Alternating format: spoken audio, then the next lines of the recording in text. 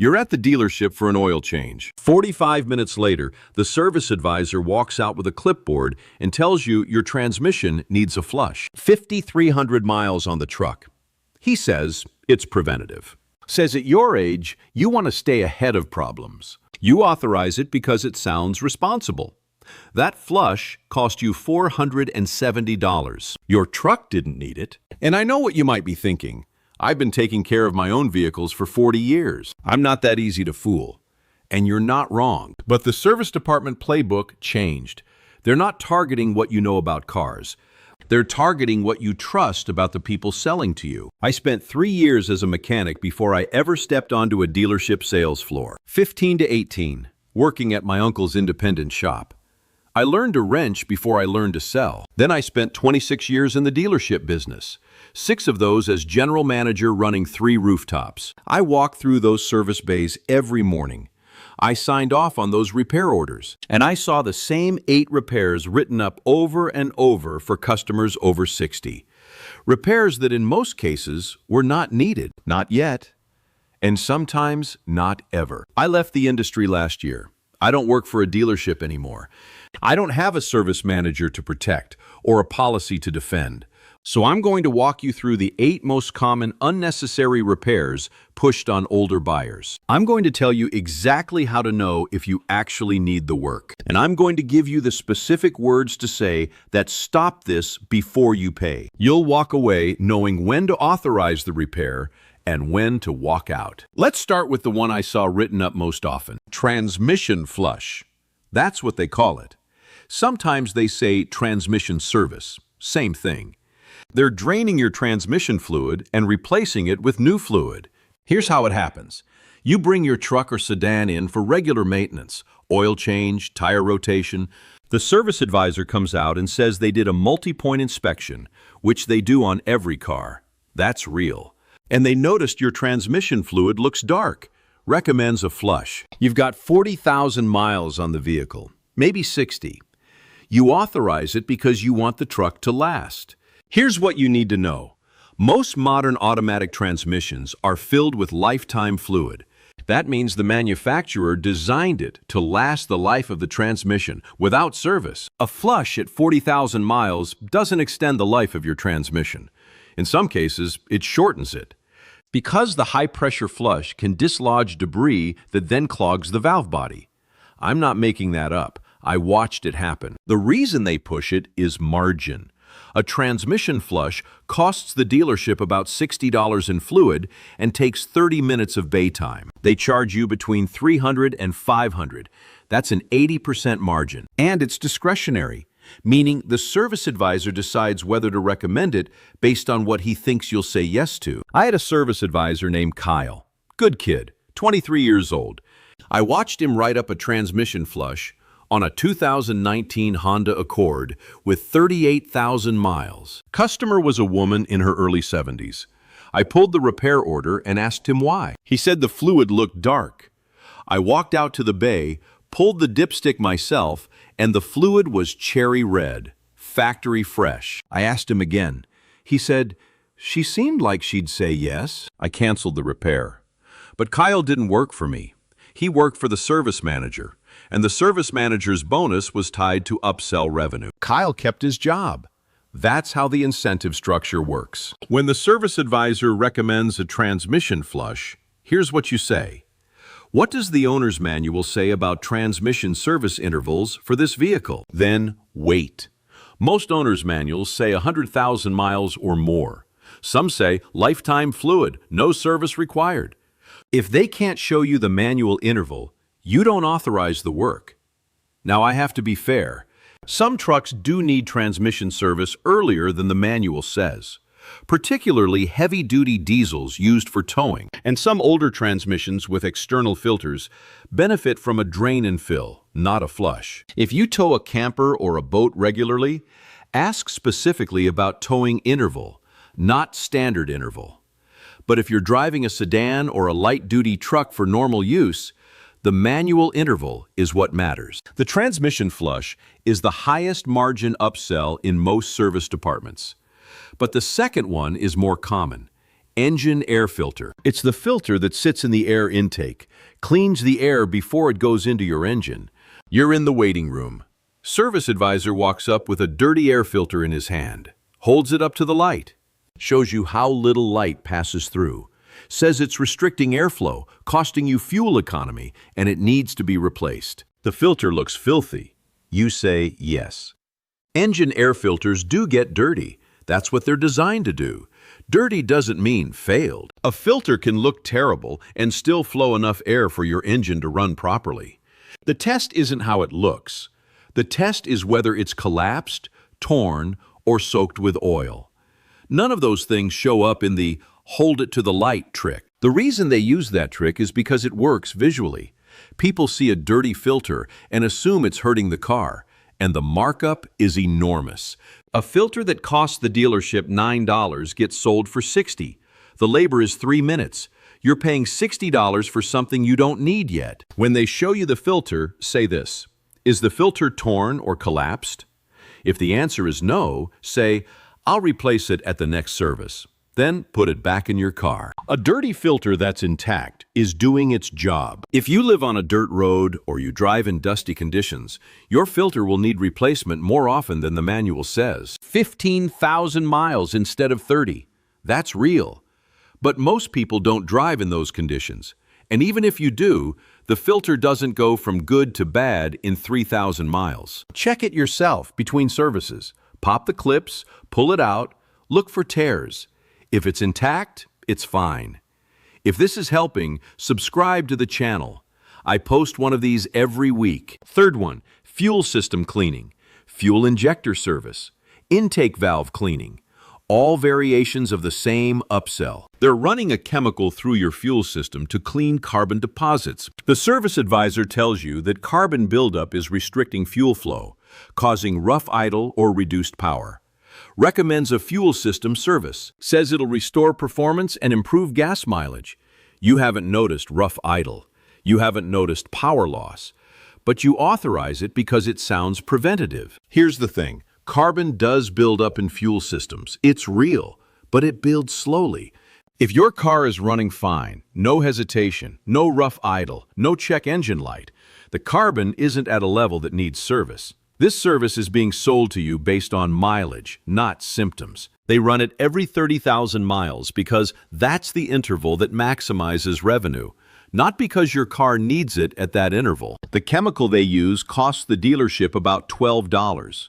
They charge you $180. The procedure takes 10 minutes. It's a bottle hooked to your fuel rail. That's it.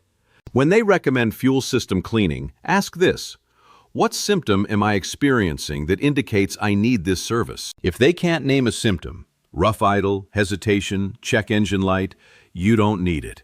If they say it's preventative, say, I'll wait until I have a symptom. Carbon cleaning is sold on fear. The next one is sold on safety. Brake fluid flush, sometimes called brake fluid exchange. The advisor says brake fluid absorbs moisture over time, which lowers the boiling point and reduces braking performance. Says it should be flushed every 2 or 3 years. You can't remember the last time it was done. You say yes because brakes are safety. Brake fluid does absorb moisture. That's real. And moisture does lower the boiling point. Also real. But here's what they don't tell you. Unless you're driving in mountains or towing heavy loads, you will never get your brake fluid hot enough for boiling point to matter. Your brakes are not failing because of moisture in the fluid. Brake fluid should be flushed when it tests bad on a moisture meter, or when it's visibly contaminated, or when you're doing brake work and the system is already open. Flushing it on a time interval every 2 years, every 3 years, is not based on how the fluid degrades in normal use. It's based on how often they can sell the service. When they recommend brake fluid flush, say, can you show me the moisture test result? Most shops have a meter that measures moisture content in the fluid. If it's under 3%, the fluid is fine. If they can't or won't test it, you walk. And if you're over 60, listen carefully here, because this is where they shift the tactic. They'll say something like, at your age, you want to make sure your brakes are in top condition. That's not mechanical advice. That's sales psychology. Your age doesn't change the moisture content of your brake fluid. Don't let them use your age to sell you something you don't need. Now, I'll say this. If you tow a camper or live in a mountain area and you use your brakes hard, brake fluid flush intervals do matter. That's a real thing. But for normal driving, commuting, errands, highway, the fluid lasts longer than they're telling you. Brake fluid is one of 4 fluid flushes they'll try to sell you. Let me give you the other 3, and then I'll tell you which one actually matters. Coolant flush, radiator flush, cooling system service. They tell you coolant breaks down over time, loses its ability to prevent corrosion, and should be flushed every 30,000 miles. Your truck has 32,000 on it. You authorize it. Coolant does degrade, but not at 30,000 miles. Most modern coolants are good for 100,000 miles or more. Some are lifetime. The interval is in your owner's manual, and it's based on the specific coolant your manufacturer uses. Flushing it early doesn't help. Flushing it with the wrong coolant can hurt because mixing coolant types causes chemical reactions that create sludge. The dealership makes about $40 on the coolant and charges you $150. The interval they're selling you, 30,000 miles, is not based on coolant chemistry. It's based on how often they can get you to come back. Here's what you say.